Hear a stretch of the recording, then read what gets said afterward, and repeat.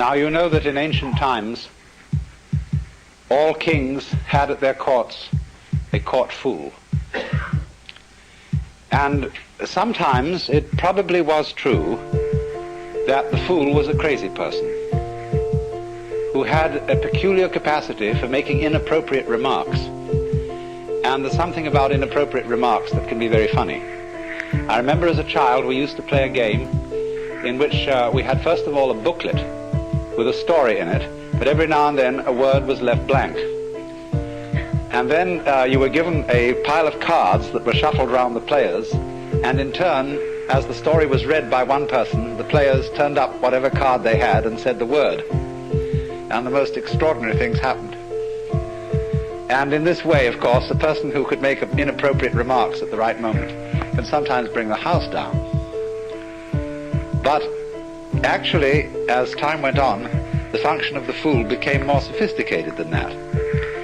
And he became a person whose function was not simply to make jokes and to be a funny man, but to remind the monarch of his humanity, so that he would never get too stuffy. Within the crown, within the hollow crown that rounds the mortal temples of a king, keeps death his watch. And there the antic sits, the antic being the court fool. And there the antic sits, scoffing at his state and grinning at his pomp, allowing him a little time to monarchize, be feared and kill with looks. And then at the last comes death, and with a little pin bores through his castle wall, and farewell, king. See, that was in a way the function of the fool. He was reminding you of your finitude, of your mortality, and death at the end, in somewhat the same way as monks used to keep on the desks in their cells a grinning skull. And all this is, of course, nowadays thought very morbid, because today we repress death very, very strongly. And the whole function and role of the mortician in our culture is to pretend in some way that death doesn't happen. He's a husher-upper.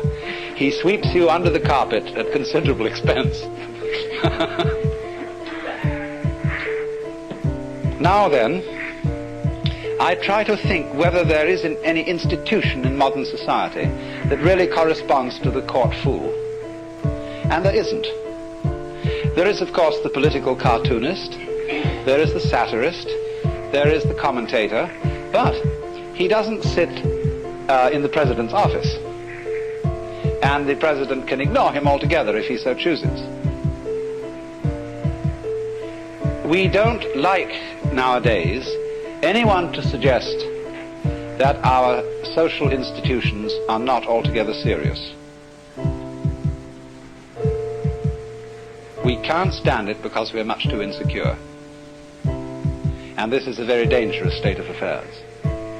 And so it really is high time that in many ways the institution of the fool was reintroduced.